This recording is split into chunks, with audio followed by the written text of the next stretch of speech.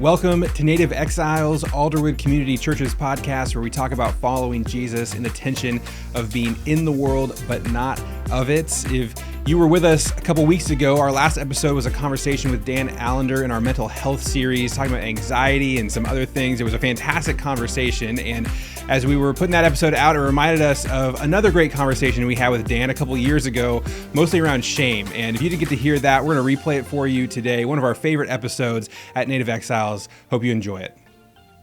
Well, Dan, welcome to Native Exiles. Thank you so much for being here. Wyatt, Steve, delight to be with you both. We're really excited for our conversation today. Our church is headed towards a marriage event, a relationship event called How We Love Weekend. And the reason we were drawn to the material that we're going to be going through is because it seems like there are so many marriage resources out there where they're giving you some tips, some tricks, some kind of things to implement, and many of them are helpful. I'm not against any of that, but I just have the feeling often that there's so much more depth behind the problems in our marriages and the reason why marriage is hard. And so How We Love is all about understanding the way we relate to people, and often how there's deep roots in that it goes back to how we were raised, the trauma in our past, and maybe things we're not even consciously aware of, but they affect our day-to-day interactions. And so we're excited about that. But the reason I'm so excited to talk about marriage and relationships with you is because I feel like that's really a strength of what you've contributed to this conversation as well, that not just given some tips and tricks, but really trying to get at the heart of some of the really deep soul level, heart level things going on in our own spiritual health and in our relationships. And so we're excited to talk about that. And Steve, I know you have a long history reading some of Dan's stuff and had a quote you wanted to share as we get started here. Yeah, Dan, I really appreciated your book, The Intimate Mystery. And actually, at the end of the book, you had a quote, and it jumped off the page at me because this is not the kind of quote you read in most marriage books, especially evangelical Christian marriage books. I do a lot of weddings, and so this is really perfect for me. You talk about the fact, let me jump right into the quote here. As a lovely bride and a handsome groom stand before a well-dressed congregation after tens of thousands of dollars have been spent to make the day one to remember, no one wants to admit what is true. No matter how mature the bride and groom, they are about to plunge into a desert. And you go on to talk about, Dan, that it's not enough just to have tips and tricks. We all love some of the things we've learned from marriage books, marriage seminars, but why is it so much harder than just learning how to communicate or a few tips to intimacy? Why is it hard? Well, let me just start with an obvious sentence, and that is that every marriage is unique. And in one sense, we're talking about marriage in a very generic sense, but I think this is true, generically, universally true, that every good marriage is a taste of heaven. But because it's a good marriage, it's also going to expose the reality that every one of us struggles with sin. And if we think of sin in the way that Jesus speaks about it, it's the intersection of lust and anger, or adultery and murder. So already what we're saying is, if you've escaped sin, you're going to have a great time. The only way that occurs is if you're in the presence of Jesus and you become as he is. So the reality is that my marriage, we are within days of our 46th anniversary. It's been a taste of heaven. It's also been a taste of hell.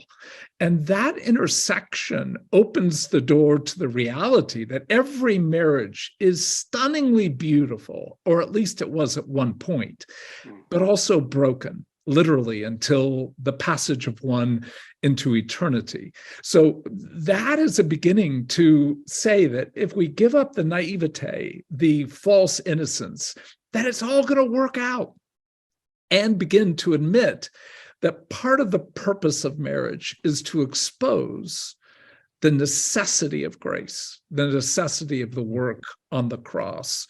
So in that sense, every marriage is a context to expose and to know something of the glory of what it means to be forgiven. I love what you said there about grace, Dan, about how it's an opportunity and an invitation into grace, because most of us just want the tips. Most of us just want to go to a seminar, give me the 5 tips, I'll fix my wife. She'll be better, and we're all good to go. I don't need grace. I just need tips. Yeah. Well, and tips and tricks. I've not heard that phrase quite put it that way, but watching my own adult son and daughter-in-law deal with a dog that they just got from the pound. Look, tips and tricks don't work with dogs. They're certainly not going to work with regard to a complex, stunningly beautiful, broken human being or a marriage. So I'm all for some degree of tips with stalks and tricks with regard to so-called Halloween, but anything else, I don't think it's going to work. Well, that reality that apart from sin, marriage is beautiful and a picture of heaven, but here on earth, you're marrying a sinner, you're a sinner. If you're, in beyond marriage, any of your close relationships, your friendships, your relationship with your parents, that sin matters. I think most believers are going to have no problem agreeing to that. But I think even when we agree to that idea, often it's still a pretty surface level concept that sin is a problem because I am destined to at some point do some sin against you and you will have to forgive me. And that's true. That's a reality of what's going on. But it's deeper than that as well, because not only is there the active sin that I may commit against my wife, there's also the accumulated effect of sin that I have carried with my whole story, my whole life, her whole story, her whole life, that impact how we see the world, how we see ourselves, how we see God. I mean, where do you see that playing out in marriages?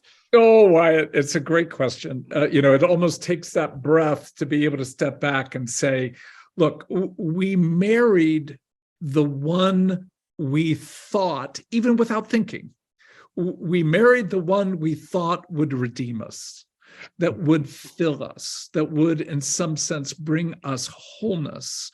And part of the complexity is we don't even want to admit what's really deeply broken about us, about our family, and about our world as we step into marriage. And again, that's what good premarital counseling opens the door to addressing just input. Just a little, just a teeny bit. You got to be in it to be in a position where you begin to see it with a greater level of clarity. But go back to your such important sentence, and that is you bring all of your life into your marriage. And all of your life, let me go back to those two key words. You have struggled with lust, and we think of that, unfortunately, as primarily sexual. Mm-hmm. But it certainly includes, but lust is desire gone mad.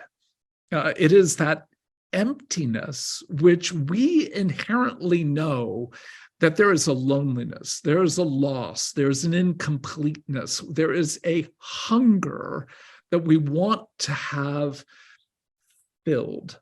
But when we feel that vulnerable, and we're going to come back to this word, I bet, quite a bit, when we feel vulnerable, we feel shame.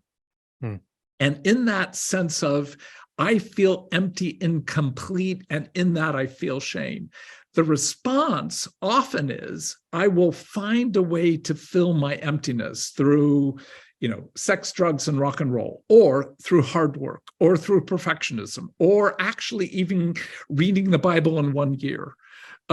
So you can attempt to fill your emptiness by deeply illegitimate means, but even by legitimate. And in that, all we can say is it won't take away the emptiness. It may assuage it, it may modify it, but it won't resolve it. And that's where we get angry. There's a part of us that is just angry at those who seem to keep us from having the fullness that we desire. So when Jesus ups the ante from the word lust and anger to the word adultery and murder, those are the reality of violations of essentially profound portions of the Ten Commandments.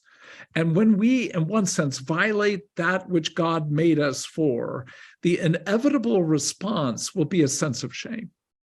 And that shame, which is, in one sense, wildly legitimate, gets used to actually perpetuate even more harm against ourselves and others.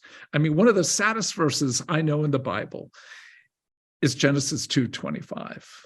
And they were naked, and they knew no shame. So that is literally the last verse before we enter into what we have called the fall, the nature of what comes as a result of sin. And that play of importance, that indeed the rest of Scripture is a living out of what shame brings into relationships, into our relationship with God, even into our relationship with ourselves. So that's what's got to be addressed. And oftentimes in marriage conferences, and frankly in marriage therapy, it is the most central base of conflict, yet so seldom ever addressed, the nature of sin and its relationship with shame. Yeah, I mean, I'm really glad that you're bringing that up, because it is so seldom addressed, this idea of shame. And I think what's so profound that you're pointing out in Genesis 2:25 is that this idea of a state of experiencing no shame is a core foundational aspect of God's design for humanity, that he made us to be people who do not experience shame. And that's the whole problem of what sin brings into our experience today, is that now we experience all kinds of shame. Help people understand the category of shame a bit, because we don't talk about it very much, even in churches and from pulpits. I think for a lot of people, it's a new idea. We're familiar with guilt. We talk a lot about guilt, that if you commit a sin, that you are guilty of some infraction. And so maybe people might think that shame is primarily kind of feeling guilty, particularly of a big secret sin. If somebody's, secretly having an affair or secretly addicted to pornography, that there's shame that comes with that. But it's a much bigger idea than that. Help us understand it. Well, let's just say that shame is always the experience of the eyes, the idea of exposure. And in that, something is being seen, which we either intuit or know is foul, something unlovely, non-beautiful, that which is toxic and dangerous. So the reality of there is something foul within me, when it's exposed, there is the anticipation of judgment. And so you've got those three words: exposure, foul, judge. And in that experience of being in a position where you are seen. I'm a motorcyclist. I was on my bike at a stop sign 2 ways. And I remember it was a stoplight. And I was I could tell that there was something slightly inhibiting my capacity for nasal breath. Hopefully this is not too grotesque for your listeners, but I began to remove it. Is that? Yes, I understand. I'm following. And so I'll make it as pure as I can. I placed a protruded digit up a nasal orifice, and as I looked slightly to my right, there was a car, and the woman was there, and she was like this, just staring wide-eyed. Staring. Yeah. And I mean, in a moment, I am just covered in shame. Look, as a motorcyclist, the one thing you never do at a stoplight is be the first off. You just take a second to make sure there's somebody going through. Not in this case. I slammed my helmet down and I took off quick. Now, if I had done what I just did in my bathroom with nobody there, no shame whatsoever, no sense of